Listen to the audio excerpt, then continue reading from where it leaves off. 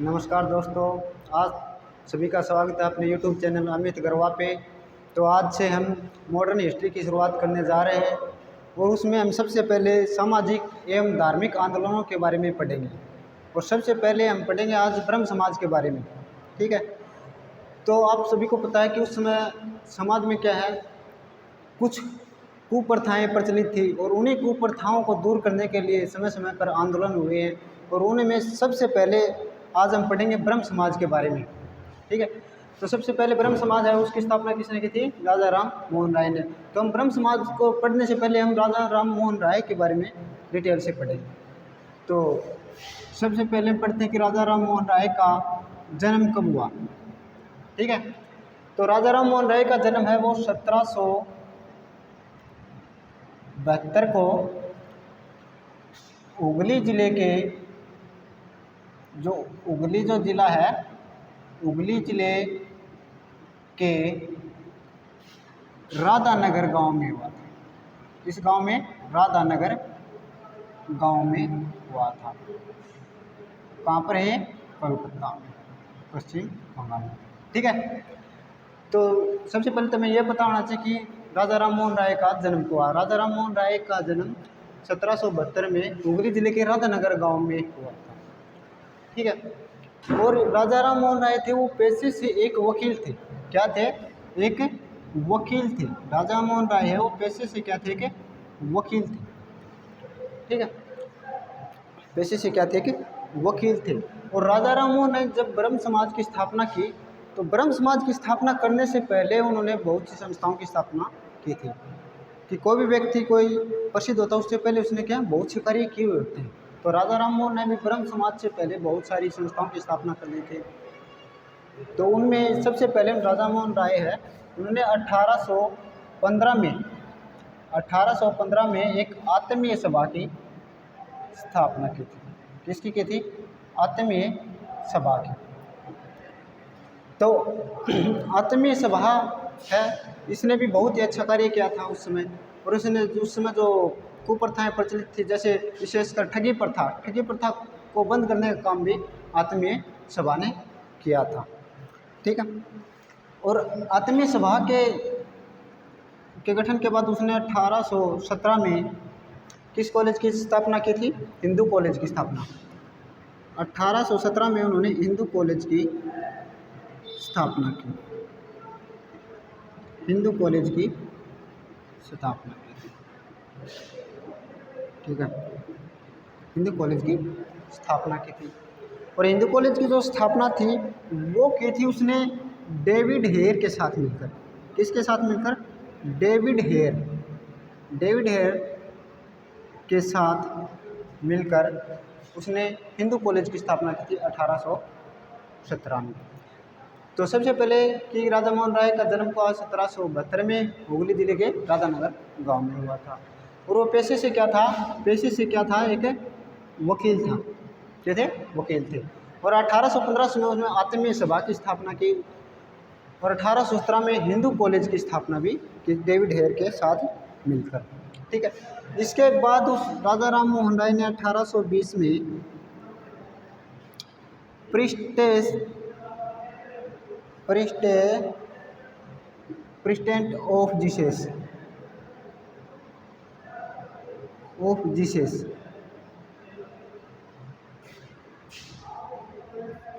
की रचना की। ठीक है, तो फिर बाद में उन्होंने क्या 1820 में प्रेसिडेंट ऑफ जीसस की रचना की थी। ठीक है, और इसी टाइम इन्होंने संवाद कौमुदी नामक पत्रिका की भी उसने भी रचना की थी। ठीक है, तो आप सभी को पता है कि राजा राम मोहन राय को भारतीय पुनर्जागरण का जनक कहा जाता है। पुनर्जागरण का मतलब क्या होता है? कि पुनर्जागरण का मतलब है कि पुनः जागृत करना। पुनर्जागरण का मतलब क्या? पुनः जागृत करना। और पुनः जागृत लोगों में जो जागरूक करना किन के प्रति? कुप्रथाओं के प्रति। जो उस समय कुप्रथाएं प्रचलित थी उनके प्रति लोगों को पुनः जागृत करना उनका मेन उद्देश्य था। और उन्होंने सबसे पहले जो कदम था किसने उठाया था? आधुनिक भारत में राजा राम मोहन राय ने उठाया था। इसलिए इसने आधुनिक पुनर्जागरण का जनक भी कहा जाता है। ठीक है। तो 1820 में उसने प्रेस्टीज ऑफ जीसस की रचना की और संवाद कौमुदी की रचना की। फिर उसने 1825 में वेदांत कॉलेज की स्थापना की। जिसकी वेदांत कॉलेज की स्थापना, वेदांत कॉलेज की स्थापना, ठीक है। तो 1825 में किसकी स्थापना की? राजा राम ने वेदांत कॉलेज की स्थापना की थी। और इस वेदांत कॉलेज जो स्थापना की थी, इसमें उसने पाश्चात्य शिक्षा पर बल दिया। पाश्चात्य शिक्षा पर, पाश्चात्य शिक्षा पर बल दिया था। किस शिक्षा पर बल दिया था? पाश्चात्य जो शिक्षा थी उस पर बल दिया था कि पाश्चात्य शिक्षा पर। और ये जो राजा राम मोहन राय थे वो अंग्रेजी शिक्षा के पक्षधर थे।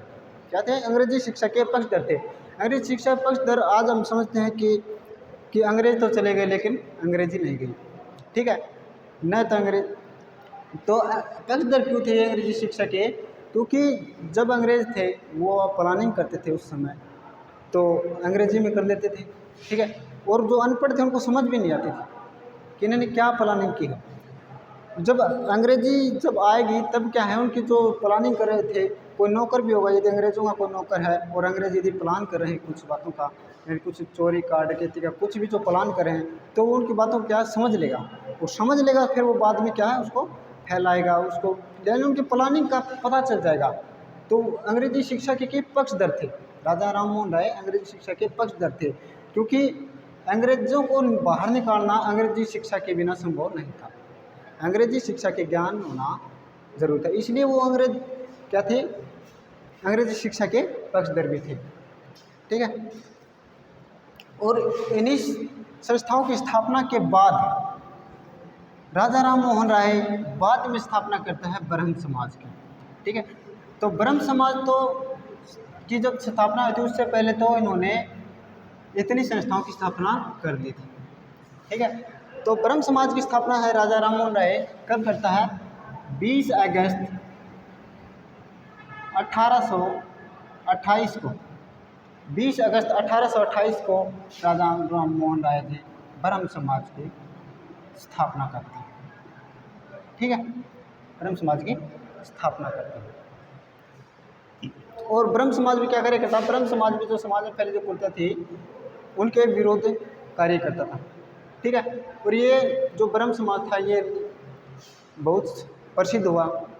और ये जो ब्रह्म समाज था ये फैला था लगभग कलकत्ता के आसपास के क्षेत्र में, और जब हम बाद में आर्य समाज पढ़ेंगे वो फैलता है बम्बई के आसपास के क्षेत्र में, ठीक है। तो ब्रह्म समाज की स्थापना पूछ ले किसने की थी? तो राजा राम मोहन राय जी ने की थी। कब की थी? 20 अगस्त 1828 को की थी। 20 अगस्त 1828 को की थी। और कहाँ पर? कोलकाता में। कहाँ पर? कोलकाता में की थी, ठीक है। तो ब्रह्म समाज की स्थापना कभी 20 अगस्त 1828 को की थी, कोलकाता में राजा राम मोहन राय जी ने की थी, ठीक है।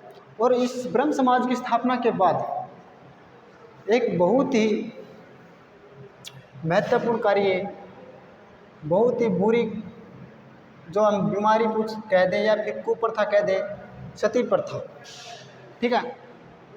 सती प्रथा को बंद करने में सबसे महत्वपूर्ण योगदान रहा वो रहा राजा राम मोहन राय जी, सती प्रथा को बंद करने में। जो 1829 में क्या करते हैं? सती प्रथा पर रोक लगाते हैं। सती प्रथा पर रोक लगाते हैं। और सती प्रथा पर रोक लगाते हैं जो 1829 में, वो किसके साथ मिलकर? एक अंग्रेज अधिकार था, किसके? विलियम बेंटिंक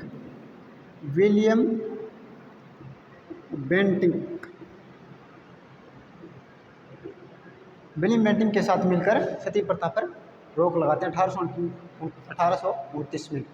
क्योंकि जब राजा मोहन राय का जो बड़ा भाई था उसकी मृत्यु हो जाती है, और उसकी मृत्यु होने के बाद इसकी जो राजा मोहन राय जी की जो भाभी जी थी उसको भी जबरन सती कर दी जाती है, ठीक है।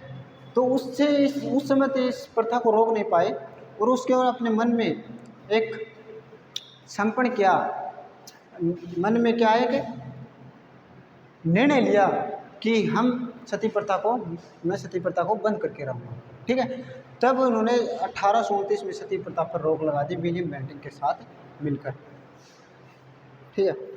और राजा मोहन राय है, उसका मूल नाम क्या था? राम मोहन राय थे, ठीक है। और राजा है, ये राजा की तो इसको क्या है, उपाधि दी गई थी। राजा को क्या, राजा की क्या मिली थी जी? उपाधि मिली थी। और उपाधि कब दी गई थी? राजा मोहन राय को जब उपाधि है वो 1830 में दी गई थी। कब? 1830 में इसको राजा की उपाधि मिली थी। 1830 में क्या मिली थी इसको? राजा की उपाधि मिली थी, ठीक है। और राजा की उपाधि किसने दी थी? अकबर सेकंड ने। जब अकबर सेकंड ने राजा मोहन राय को क्या दी? राजा की उपाधि दी थी, ठीक है। और क्यों दी थी? क्योंकि जब अकबर द्वितीय एक मुगल शासक था, वो अकबर नहीं है जो हुमायूं का पुत्र था अकबर, ये सेकंड है, अकबर द्वितीय है, ठीक है। और ये मुगल शासक था और अंग्रेजों ने क्या कर दी थी? उनकी पेंशन बंद कर दी थी, पेंशन। और पेंशन बंद करने के बाद अकबर जो सेकंड है वो राजा विलियम फोर्थ के दरबार में, किसके दरबार में? विलियम जो फोर्थ था, विलियम फोर्थ के दरबार में राजा राम मोहन राय को भेजता है राजा की उपाधि देकर। क्योंकि जब कोई आम इंसान होता तो क्या है, अंग्रेज है वो अंदर नहीं आने देते थे, परमिशन नहीं देते थे राजा के दरबार में आने की। और जब उनको ये इसलिए दी क्योंकि यदि उनको पता लगेगा कि बाहर से कोई दरबारी कहे कि कोई राजा आया है, और यदि राजा आया है तो वो क्या है कि परमिशन दे दी, क्योंकि जैसे अकबर जैसा कोई राजा तो नहीं आ गया है तो परमिशन मिल जाएगी। इसी प्रकार अकबर द्वितीय ने उपाधि दी थी विलियम फोर्थ के दरबार में जाने के लिए, ठीक है। और 1830 में, कब दी थी? 1830 में उसको ये उपाधि दी गई थी इनके। और आपको पता है कि जो राजा राम मोहन राय है एक ही महान समाज सुधारक रहे हैं, अंग्रेजी शिक्षा के पक्षधर भी रहे हैं, ठीक है। पाश्चात्य शिक्षा पर इन्होंने बल दिया है और सती प्रथा पर भी रोक लगाने में इनका महत्वपूर्ण कार्य किया है। और उन्होंने एक और महत्वपूर्ण कार्य किया था कि वेदों एवं उपनिषदों का बांग्ला भाषा में भी अनुवाद, बांग्ला भाषा में बांग्ला भाषा में अनुवाद किया, ठीक है। तो वेद और जो उपनिषद है इनका बांग्ला भाषा में भी अनुवाद किया है राजा राम मोहन राय ने। तो आपको पता है कि राजा मोहन राय ने जब ब्रह्म समाज की स्थापना की उससे पहले बहुत से महत्वपूर्ण कार्य किए हैं, ठीक है। तो उसने 1815 में आत्मीय सभा की स्थापना की, 1817 में हिंदू कॉलेज की स्थापना की और 1820 में प्रेस्टिज ऑफ जस्टिस की रचना की, 1825 में वेदांत कॉलेज की स्थापना की और 1828 में जाकर ब्रह्म समाज की स्थापना करता है, ठीक है। तो उनके इनके जो उपलब्धियाँ थी वो क्या थी? तो हम पढ़ेंगे उपलब्धियाँ क्या थी या फिर उपाधियाँ, क्या पढ़ेंगे हम? उपाधियों के बारे में, उपाधियाँ के बारे में पढ़ेंगे राजा राम मोहन राय। सबसे पहले तो उनको क्या कहा जाता है?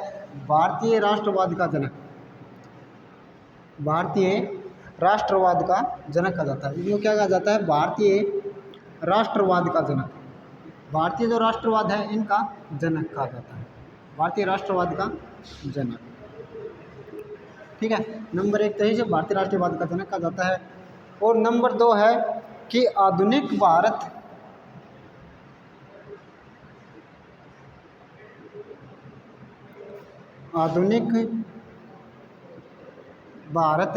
इनको क्या कहा जाता है? आधुनिक भारत का पिता, इन्हें आधुनिक भारत का पिता भी कहा जाता है,